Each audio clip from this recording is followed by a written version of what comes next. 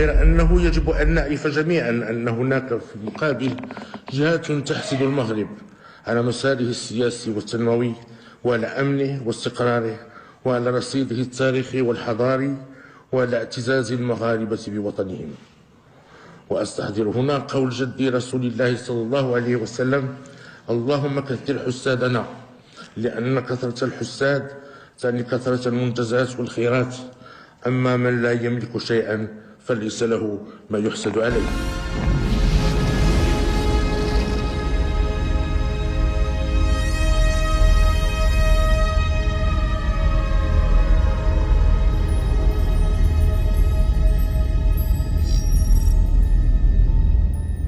Les Marocains se demandent qui gouverne le royaume. L'Obs a publié des photos du roi Mohamed VI tirées d'Instagram où visiblement il voyage et il s'amuse. Oui, depuis qu'il a largué sa meuf la princesse, il passe son temps à voyager, à faire des selfies et fréquenter les rappeurs. C'est le seul roi au monde où quand tu vois passer des jet skis, c'est le cortège royal. Il est en pleine crise de la cinquantaine. Et quand tu passes ton temps à faire des photos en tenue pop-rock avec des stars de la télé-réalité en écoutant du Maître Gims, c'est que t'en as rasé la noute du protocole. Alors son père Hassan II s'entourait d'académiciens, d'écrivains et d'artistes. Mohamed VI, son kiff, c'est les anges de la télé-réalité et les boxeurs full contact, chacun son truc. Si ça se trouve, son rêve, c'est de participer à Secret Story. Je suis le roi du Maroc, ça fait un super secret. Faut voir les photos sur Instagram. Il pose en Marcel Fluo, il a pris 30 kilos, il porte des chemises léopard, il fait rayonner le Maroc à l'étranger, mais au bout du compte, la seule chose qu'on voit briller, c'est sa montre à 1 200 000 $. Voilà le tableau. Mohamed VI était destiné à devenir un prince William. Il finit comme Elton John. C'est hyper pratique, Instagram. Tu peux suivre ton monarque partout dans le monde pendant que toi, tu crèves de faim dans ton souk. Les Marocains vont bientôt devoir s'inscrire sur Snapchat pour connaître les prochaines réformes dans le pays. C'est vrai, après tout, pourquoi être roi quand on peut être influenceur ? Aujourd'hui, les rois ne comptent plus leur sujet, ils comptent leurs followers. Et le pire dans tout ça, c'est qu'on ne peut même pas savoir ce qu'en pense Stéphane Bern. Il est complètement débordé avec son loto du patrimoine. Bienvenue à Bay, joli petit bourg de l'Oise, un gros millier d'habitants, son clocher, sa supérette.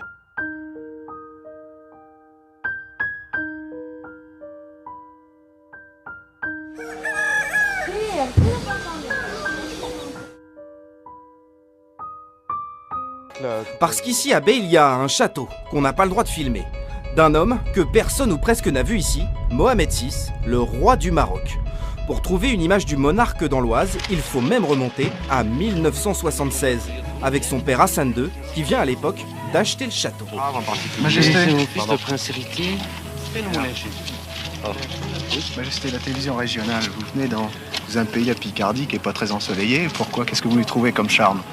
Je trouve d'abord le charme d'être en France, d'une part. Mohamed VI aussi aime la France. Il peut y passer un mois entier dans le plus grand des secrets. Aucune image ne sort de ses murs. On a bien demandé une audience à Sa Majesté, en vain. Alors on a rencontré une historienne locale. Ça représente environ 70 hectares. La base, c'est un château qui a été construit par Madame Vincent juste au moment de la Première Guerre mondiale, donc 1913-1914. Il ressemblait à l'hôtel Normandie à Cabourg. Et il y a un deuxième château qui avait été construit par Hassan II pour son fils, le roi actuel. Mais avoir un roi chez soi, ça rapporte. En plus de la centaine de personnes qui composent sa cour, le roi embauche des intérimaires par dizaines, jardiniers, cuisiniers, électriciens, tous du village ou des alentours.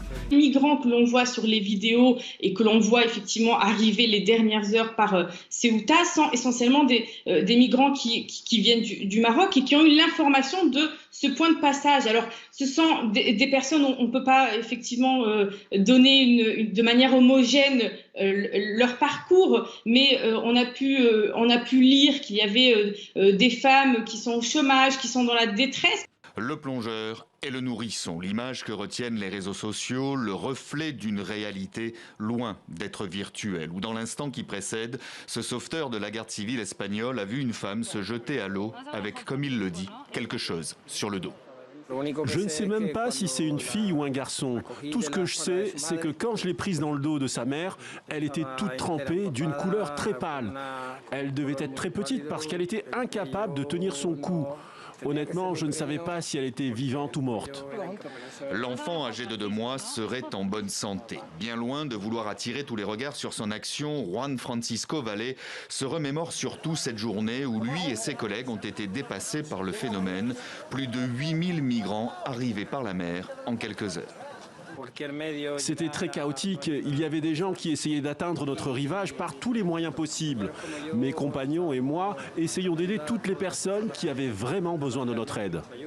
Parce qu'il y a beaucoup d'enfants, près d'un tiers de ces migrants seraient effectivement des mineurs. Donc ce sont des mineurs qui ont envie tout simplement de rêver d'un monde meilleur en se disant qu'il n'y a pas de travail, pas d'avenir dans leur pays au Maroc et qui ont envie de passer la frontière pour tenter d'avoir un monde meilleur. Mais il y a aussi, on l'a vu, des femmes qui, elles, sont dans la détresse, dans la précarité, peut-être en raison de leur statut social. Donc souvent des femmes qui sont au chômage, qui ont des enfants qu'elles élèvent seules et qui ont envie également effectivement de donner une meilleure vie à leur famille. Donc les migrants aujourd'hui qui sont passés à Melilla entre le 17 et le 18 mai, à Ceuta entre le 17 et le 18 mai, eux sont essentiellement des migrants, je dirais, économiques, non pas des demandeurs d'asile à mon sens, qui eux sont davantage placés au niveau de Melilla. Merci, en tout cas, on retiendra un tiers de mineurs. Hein. Merci Hanan Ahmad, avocate spécialiste du droit des migrants, d'avoir été avec nous sur RT France. Et puis il y a aussi la supérette qui livre directement dans le château. Sa priorité à lui, c'est de faire travailler les gens du coin, à tout niveau, dans tout secteur, que ce soit l'alimentaire ou le ménage et tout, c'est embaucher des gens du coin. Par rapport à une période normale, classique, on va dire, votre chiffre d'affaires, il est multiplié par combien? Je ne réponds pas à cette question. Par 2, par 10? Je réponds pas. C'est important? Non, c'est important, oui. Je pense qu'au bout de 17 ans, je ne serais plus là s'il n'avait pas été là pour nous soutenir. Donc oui, c'est important. Bon pour le commerce local, l'artisanat, mais pas seulement. Les souverains marocains sont connus à Bay pour leur générosité, le fils comme le père. السلام عليكم. ما عندناش حنايا من قبيله، حنايا ما فاطرينش، ما عندناش باش نفطروا. جينا للسوق بحال هكا ديرنا فريريشه صغيره وبدينا نترزقوا الله. اجا الناس بدينا نترزقوا فيهم الله. جاو البوليس، جاو بزاف السيمي، جا كلشي بدا علينا بالزراوط. حنا مواطنين، شكون اللي ضربك؟ شكون اللي ضربك؟ ضربوني هذوك السيمي تدخل سريع هو اللي ضربني هنايا. فين هادشي؟ ما هز والو، ما ضربت حتى واحد، سقط الراجل برجلي.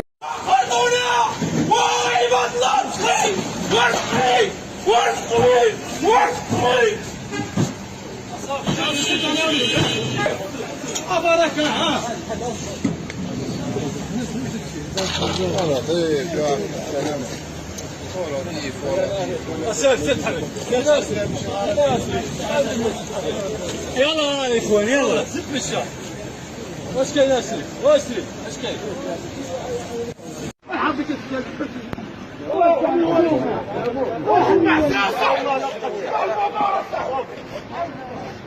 الله يرحم الوالدين صح. ايوه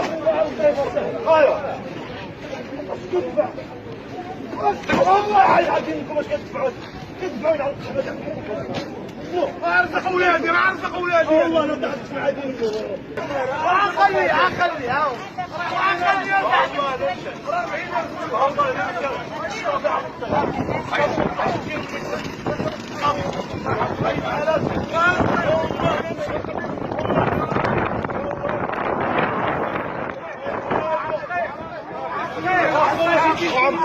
عطيك كاين امك عشان نخرج انا خاصني وعطيك حبيبي وليدي عطيك بالك هي حتى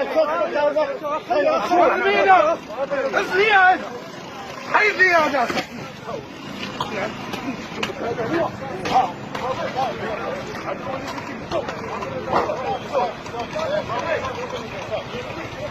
وعطيك صافي صاحبي. Du temps d'Hassan II, il y avait tellement de monde et de dérangements dans la commune, et puis il voulait aussi faire quelque chose qu'au moment où il partait, il proposait un chèque à la municipalité. Sa Majesté Mohamed VI, c'est un petit peu différent. Il faut plutôt le solliciter, ça n'est pas spontané. c'est pas systématique, ça lui est arrivé de le faire une fois ou deux, mais en règle générale, c'est sur sollicitation. Le carnet de chèques royal a ainsi servi pour la cloche de l'église, pour le centre social ou le club de football. Des bénéficiaires qui préfèrent rester discrets aujourd'hui. Impossible d'évaluer les sommes considérables versées au village et à ses associations. Mais le jackpot, il est aussi pour les collégiens de la commune. Chaque année, 15 d'entre eux sont tirés au sort. Le prix, 3 semaines de vacances au Maroc, royal. Tout est pris en charge. Il y a le secrétaire, il y a un des médecins du roi du Maroc. Tout est pris en charge. On est dans des hôtels 5 étoiles, dans des restaurants. Non, tout est parfait. Et ils vous ont donné de l'argent de poche pour, sur place? 400 €. Il est au bord de l'épuisement. Ce jeune Marocain ne sait manifestement pas nager ou très mal. Il vient pourtant de parcourir plusieurs centaines de mètres par la mer pour quitter son pays, pour rejoindre l'enclave espagnole de Ceuta. Pour ne pas couler, il s'est attaché des bouteilles de plastique autour de la taille. Un effort pour rien. Le jeune migrant, manifestement mineur sans ses parents, est arrêté par l'armée espagnole. Sur les 8000 migrants qui sont entrés illégalement en Espagne entre lundi et mercredi dernier, 1500 sont des mineurs. Et contrairement aux adultes, la loi espagnole interdit de les expulser.